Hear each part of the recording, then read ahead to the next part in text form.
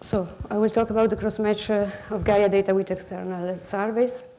So I added this slide just because you heard the cross-match word several times during these days, and we are referring to different things. So there's the Gaia internal cross-match that is to put together the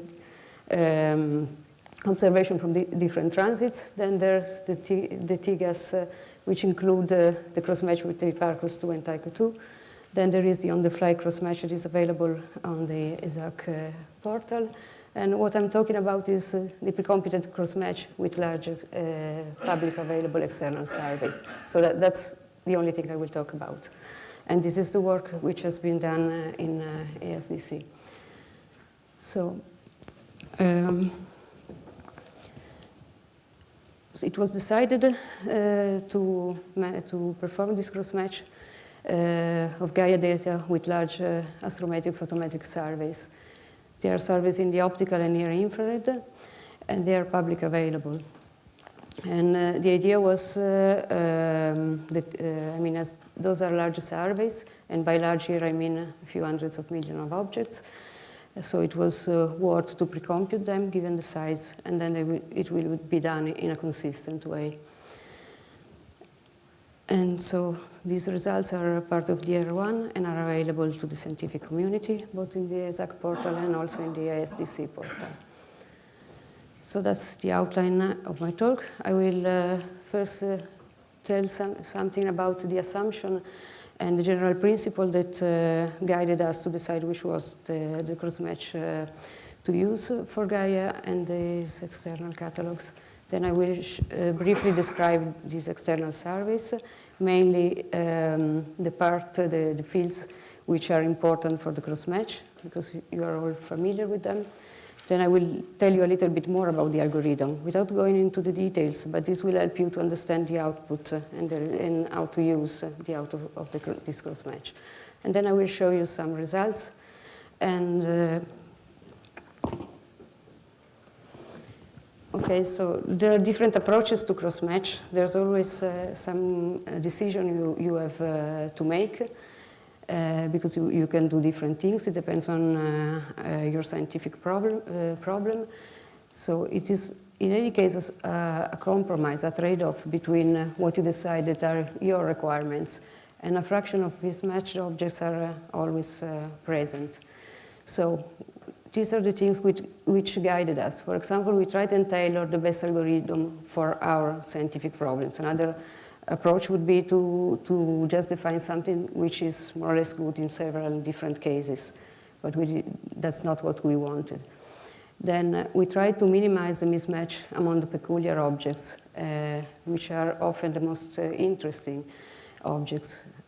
So we, for example, didn't use priors, especially the magnitudes, because then that's only an example. I mean, there are other things which we took into consideration. But for example, if you want to use the magnitudes, then you are faced with the problems of transforming the magnitudes from different photometric systems. You usually do that using synthetic photometry, which is very good for normal stars. It's not good for peculiar objects.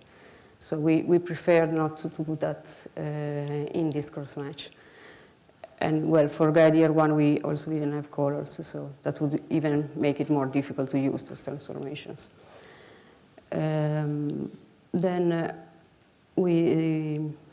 another reason why not to use a priori objects, that is some kind of knowledge of what you expect your counterpart to be, is that, for example, again, for the magnitude example, they are often not available for all the stars in a given catalog.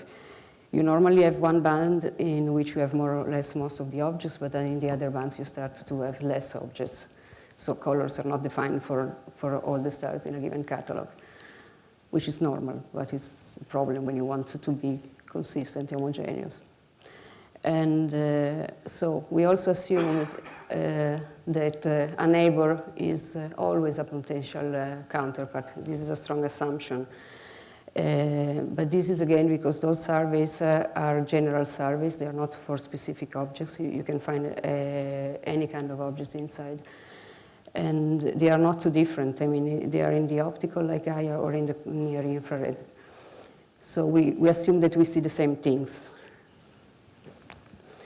And another thing which is important to understand the output is that this is a many-to-one cross-match. So we always start from Gaia. The first catalog is Gaia, then you cross-match it against an external catalog. And why we decided to have this kind of match, because you can have a one-to-one, a many-to-one, a many-to-many, and so on, is because of the higher Gaia spatial resolution with respect to the service that we are matching. So the algorithm is absolutely not symmetric. So if you start from the other catalog, you find different things. Okay, and this was another thing that, as we were not familiar with the Gaia data, as everybody else, then we decided to keep things as simple as possible, not to make too many assumptions, just because we were not familiar with the data. Okay, so this is a big caveat on this cross-match algorithm. It was optimized for a given problem, so it's not appropriate, for example, for HST data, which have a resolution which is comparable with Gaia. It's not appropriate for if you go in wavelength regions very far from the optical. This is in the X-rays, in the radio, and so on. It's not appropriate for sparse list of sparse objects and also for sparse catalog of specific and peculiar objects, because maybe in this case you want to use the a priori knowledge that you have, so that's not the best thing you can do in those cases.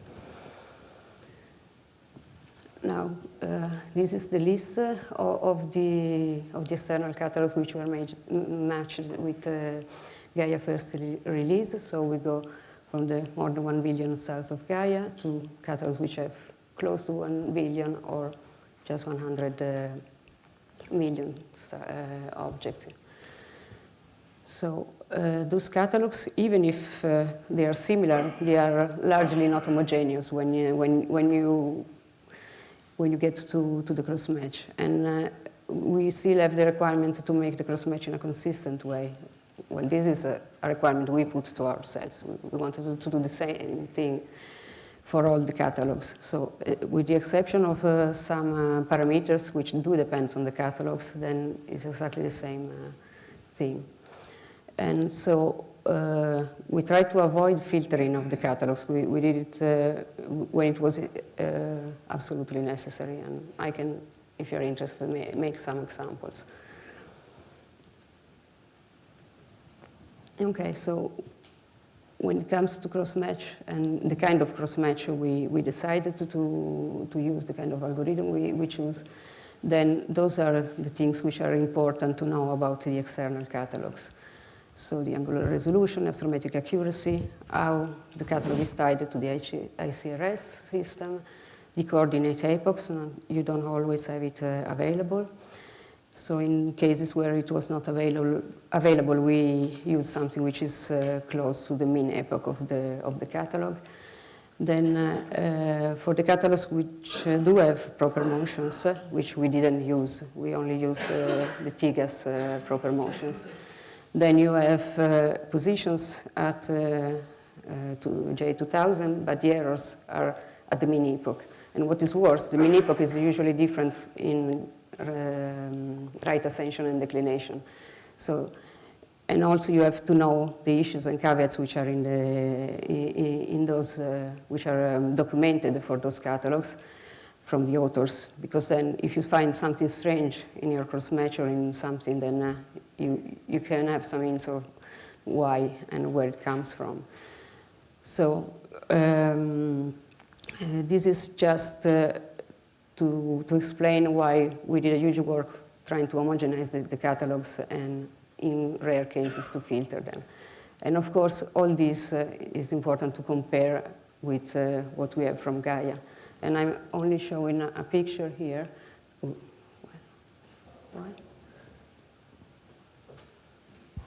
Oh, yes. Okay, so that's not for reading, just for all the catalogs, you have the accuracy, and if they gave it the effective resolution. So if you have a quick look of these numbers, they are in mass and they are big when you compare with Gaia. This is taken from the ESAC Gaia archive statistics. Is the Gaia distribution in the error of the right ascension. The declination one looks pretty the same. So and those are mass. So it's far more accurate, far more higher angular resolution. Now the highest is I think 100. It was filtered there. The highest astrometric error on both coordinates. So this is only up to 12, but most of them are with this accuracy.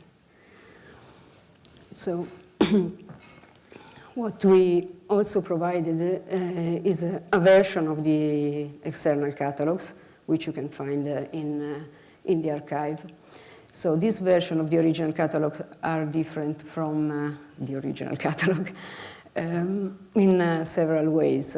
First of all, they are not complete version. We filter out the columns which were not needed, or not, which we think were not so important. Mainly for the cross-match and the validation, but also for the general use. So we sometimes modified the original names. This holds mainly for the coordinates. They are Ryan-Deck for all of them. The null values treatment, we put nulls whenever they put any number or whatever instead of a null. And also the units. And, well, for example, UCAC comes with south pole distance rather than a declination, so we changed that. We added the things that were needed by the cross-match. Mainly this is a numeric identifier. Most of those sources, of those catalogs, have string identifiers, which are not good in a database. And also for the cross-match, as we will see, we need a specific numeric identifier. So, and also we added the errors when it was needed to propagate them, errors on positions. So what you will find in this original catalog version that you can find in the archive are identifiers, the positions error, the proper motion. If they were not used, they were left in these tables. You will find the photometry with errors and the most relevant flags. So the quality flag, variability flag, and classification flag. Most of the time it is simple point source or extended source.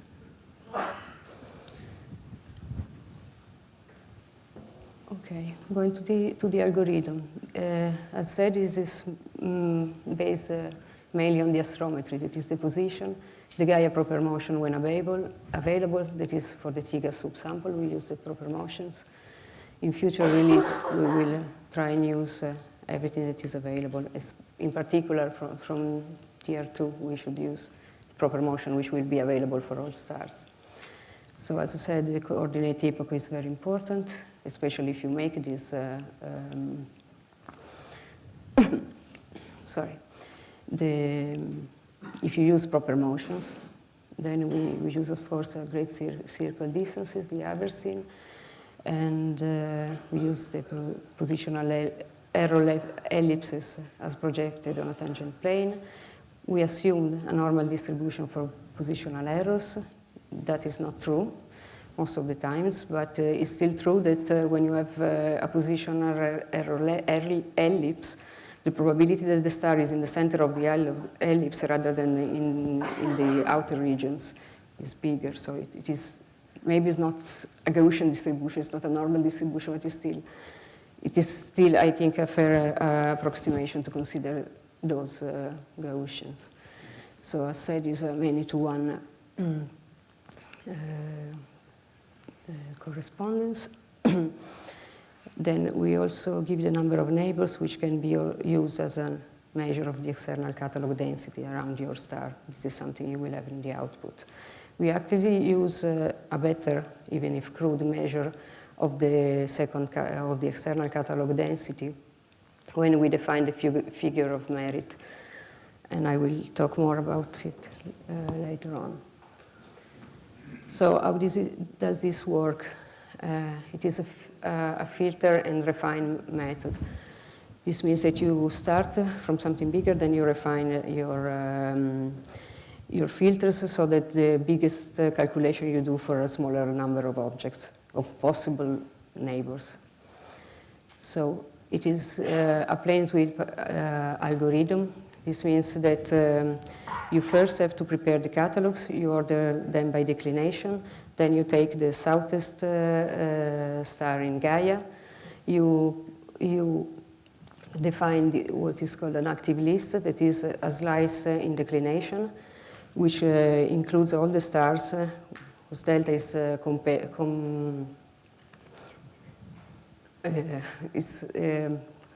is the word? I mean, is a delta interval, and all the stars which can be a neighbor of your given Gaia star are in there. And when you go to the next star in Gaia, then you update this active list. So you take out things which are too south to be a match, and you add stars with a higher declination. Okay, so the first filter that is against this active list, which is a full slice in declination, is a filter which is the same for all the stars in a given catalog. So you define a circle centered on your Gaia object with a radius which is the maximum of these two. This radius is the initial radius needed to calculate a meaningful local surface density. So we decided to use 60 arc-second for all the catalogs. So as I said, is crude because unfortunately in the less dense regions this is small, so you don't have to match statistics of objects within it to calculate an accurate density. But that's what was done for the R1. Then this other radius is instead does depend on the combination of the Gaia and external catalog parameters. So it is defined like that.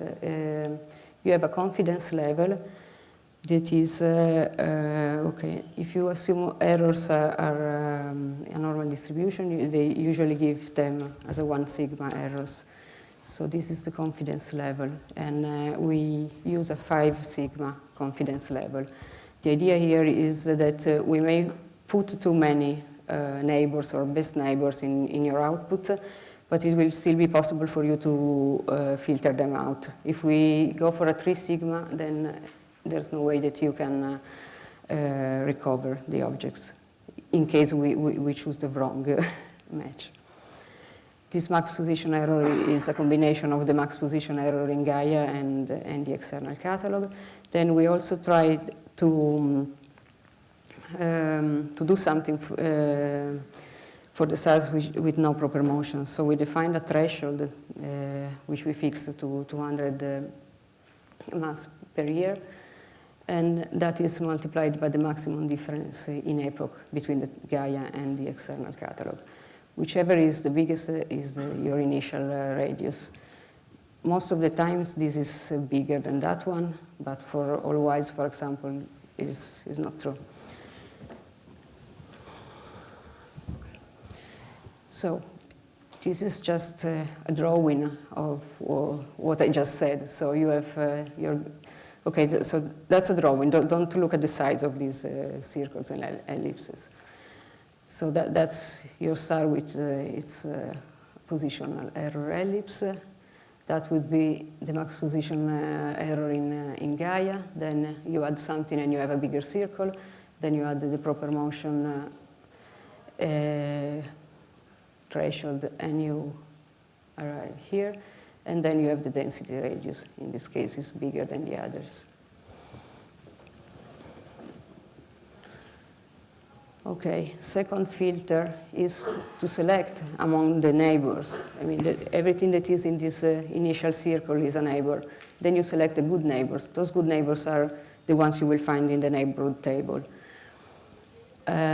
So I will skip that because I also have some less time. But bottom line is that good neighbors are the neighbors which position error ellipse are overlapping with the Gaia position error ellipse at the 2D equivalent of a 5 sigma. And that happens, I mean, that's only the, what you do is actually take the two ellipses, you define a new system, reference system which links the two of them, and then you make a convolution of the two ellipses. This is, well, I have a reference slide, but this is from Pinot et al. In 2011.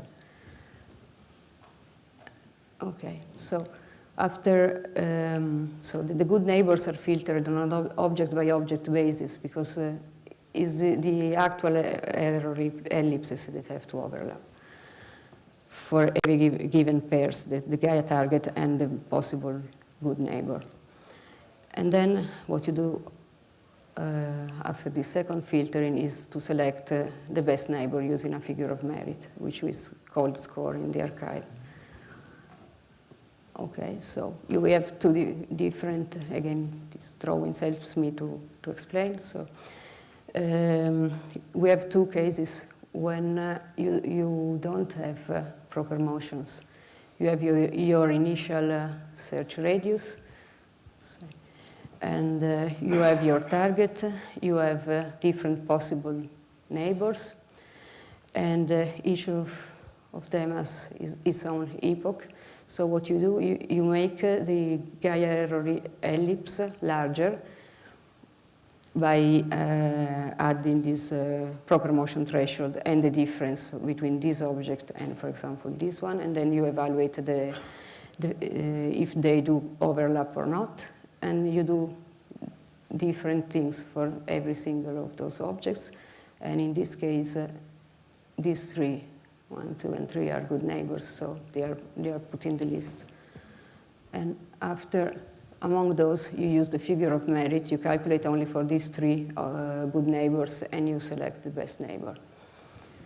You do something slightly different when you have proper motions, because instead of making error ellipse bigger, you just move the star to this epoch, and so on. And then again, you evaluate if the ellipses overlap, and you select your good neighbors.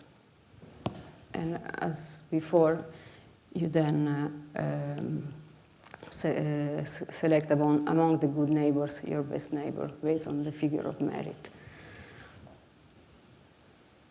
Okay, this is the figure of merit. As said, this is working only if you assume the positional errors are Gaussian. As I said, I think it is still a fair approximation to make this assumption.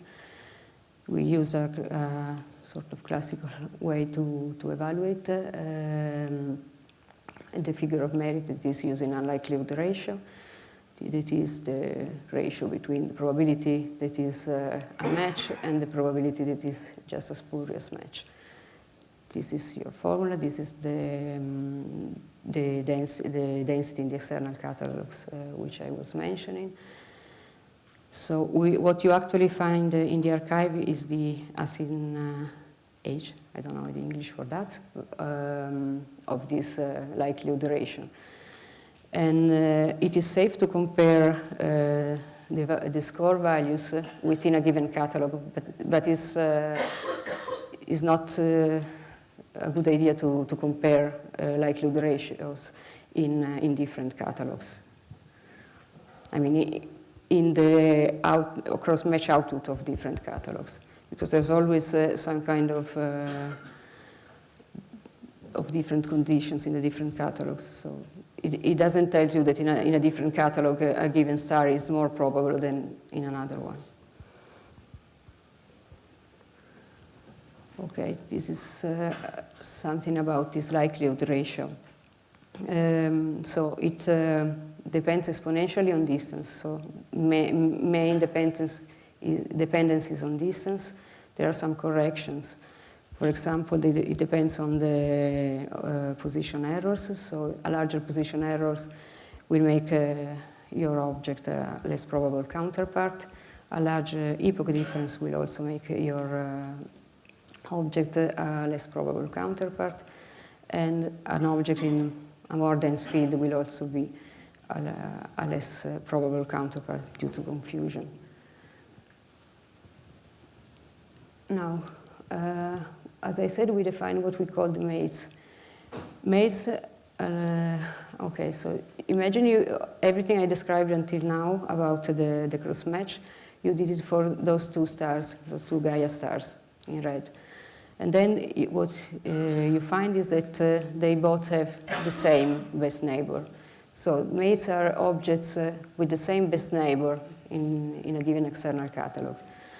So they are not equivalent to good neighbors. The algorithm is not symmetric, so if you do it the other way around, you start from the second catalog, these of course will be in the neighborhood, but the neighbors will be richer. Okay, so they are not equivalent. And as I will explain, there's a physical reason why we didn't choose among those two, but we let both of them. And so we make a many-to-one algorithm rather than a one-to-one. And the reason is this. The true mates, the reason why we put them is, okay, this is a drawing again. Imagine those are PSFs. So you have two Gaia objects, because Gaia is resolving objects, which the survey, the external survey, does not resolve. This is the PSF of the external survey. So the flux that you measure in the external survey, it does come from both of them. So when you are combining Gaia and external catalog of photometry, then you must be very careful about the mates. And what you should do with the mates depends on what you are doing. So in some cases, if you have some a priori knowledge of the objects, you may choose which of the two is the correct one. In other cases, you don't want the contamination from two, so you just throw away the object. In other cases, you just say, well, that's okay, I will use both of them. If you want to use both of them, and you want to use photometry, then you have to go back to fluxes, sum them, go back to magnitudes, and then you can put it, for example, in an HR diagrams. You shouldn't put both of them in an HR diagrams, because it will be probably two points which will spoil it. Okay, so this is an outline of what you actually have in the best neighbor table. XXS stands for the name of the catalog, so you will have a 2-mass best neighbor, an UNCAC4 best neighbor, and so on. You will have the Gaia source ID, you will have the original catalog source ID, and you will have this numeric identifier I was talking before. When we order by declination the catalogs, we also add an increasing number. And this is also among the identifiers you can find in the original valid. So this is what you should use in the joins when you want to use to combine Gaia and external catalogs, just because it's a number. Most of those are string in the external catalogs, which are also both present in both tables, but they are not a good choice. Then you have the angular distance in arcsecond, you have the number of mates, the number of good neighbors, and you have this best neighbor multiplicity. This was added because in some catalogs there were objects with exactly the same coordinate, exactly the same errors on coordinates, but different magnitudes. So we were not sure what to do in those cases, because of course they will have exactly the same score, exactly the same figure of merit in our system. So the system is just choosing one of them, the first one it does receive, and so if normal value for this is 1. If you see more than 1, then go in the neighborhood and look what's going on. And then we have this proper motion flag, and it's just set to 1 for the TIGA subsample. And that's the other table, that is the neighborhood. Here you find what we call the good neighbors in this presentation. Again, you have the Gaia source ID, you have the original source ID, you have this numeric identifier. Again, the angular distance in arcsecond, the figure, the score, and the proper motion flag. While in the other table you have 1 line for each Gaia object, in this table you may have more, because there is 1 line for each neighbor. If you have more than 1 neighbor, it will be in this table. So these are some results. Well, that is only because Gaia was our check for the cross-match algorithm, so it's good that we found all the Gaia objects when we match Gaia with itself. And then we have, this is the number of sources, this is the number of sources we matched, and this is the number of neighbors for each of them, and this is the time that it took to calculate those matches. Okay, these are only examples of the validation. We had the consistency and analysis test. Late now. You have still 15 minutes. Okay. So it's just to give you an idea, for example, about those consistency tests. For example, you check if the number of neighbors, which is a field that is in the best neighbor, is consistent with how many lines for that Gaia object you have in the neighborhood. And this is done for all the fields and for all the all the stars. So it takes much more time to run the validation test and to calculate the cross-match.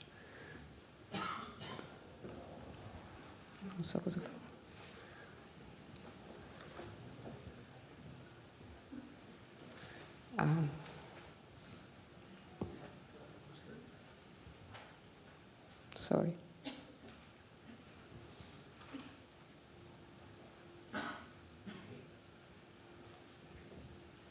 I don't know how to get rid of that. Escape? Sorry? Escape?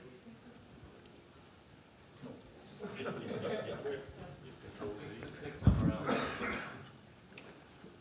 I don't know how I did it. So. Maybe we can start over.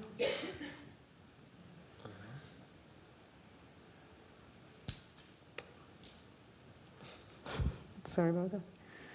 Okay, seems it's gone. Thanks, sorry. Okay, these are some statistics about the cross-match. So for each catalog, you have here the minimum and the maximum of the angular distance. And as you can see, for example, all-wise, this is 181 arcsecond, which is the maximum, just because the maximum error in all-wise is is more than 30 arcsecond. Also, you can see a large number for the Sloan, which was surprising, but there were objects with up to 10 arcsecond. Well, this is actually one of the cases in which we filtered the data, because there were objects, a few of them, around 20,000, which had position errors bigger than 10 arcsecond. So we just get rid of those objects. Here you have the number of neighbors, number of mates. Of course, this is statistics on the best neighbor table. And so when you have a larger number here or here, those are objects with large position errors in the external catalogs, or they are in dense fields. And this is the multiplicity, as I said. You can say you can have many of those.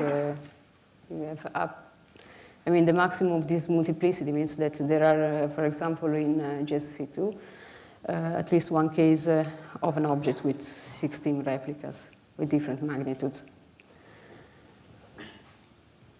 I mean, it's normal that you find those things in the...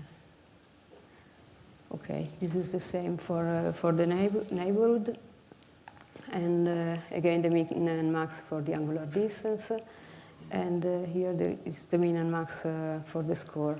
You can see that the minimum of the score is very low. That's because what you find in the neighborhood table are the good neighbors, and they were filtered only in case they were compatible, whatever the score. So you can find possible neighbors with very low scores. Okay, this is an example of the plots that we did in our analysis test. So this is for URAT, and this is the angular distance distribution. URAT is a well-behaved catalog. This is in arcsecond, and this is especially as the shape that one expects it to have. And it is a large peak here, and then it goes smoothly to 0. Oh, this is, of course, from the best neighbor table, this angular distance. Now, this is all-wise. All-wise is somehow extreme in this list of external catalogs, because it's the farthest in the infrared. It has these large errors. It is certain that it sees things different from what we see in Gaia. So, but even if we go here, you can see that the object with very large errors is a small number of objects. And if you zoom in the first 8 arcsecond, then it is well behaved as well. And as that's what one would expect. And things are not always so clean. So I hope you can read those anyway. Here in green, you have, for example, GSC2. This solid line is okay, this is the angular distance, and this is an histogram. It's just a zoom of the kind of histogram you saw before. And so this is for the stars with 0 mate. And this is for the objects always in the best neighbor table, with also with mates. No, it's the other way around. This is with mates, and this is with no mates. So you can see that it is different, and this is the same also for PPM-XL, which is in purple, UCAC2, which is the yellow here, UCAC4, sorry. And as you see, you see a bump, and this is to mass in pink, and you also see a bump. So what happened here is that they are not bumps. There are mates missing here, and I think this is an indication of something that was also described earlier. That is that we are missing the very close neighbors in Gaia because of these truncated windows and so on. So that's visible also in this kind of plots. And okay, go back because I forgot to. Well, here, if you see UCAC4, you have a huge number of mates here, 12, which means there are 13 stars in Gaia which have exactly the same counterpart in UCAC. So what's going on? Why? And this is, for example, why. And in the case of UCAC, we checked all the cases where we have more than, I don't remember, 10 or so mates. So this is your UCAC object, and green crosses are Gaia objects. And so it's simply a case when the density is really not helping you. So this is a drawing, so it's not completely exactly the correct size, but it is the closest I could get to the correct size of the ellipse error for that. And those are the 13 objects which are matched with it. And so I wanted to show you part of best match output that is exactly for these 13 objects. And as you can see, there is one which is much closer. So in this case, maybe that is your neighbor, your best neighbor. And okay, then you have you don't have other neighbors. I think UCAC4 didn't try to find too many objects in this globular cluster. And okay, these two labels are the other way around. So this is the best neighbor multiplicity, and this is the proper motion flag.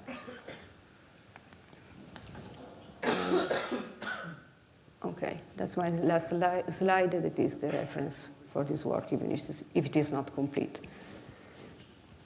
So. Thanks, Paola.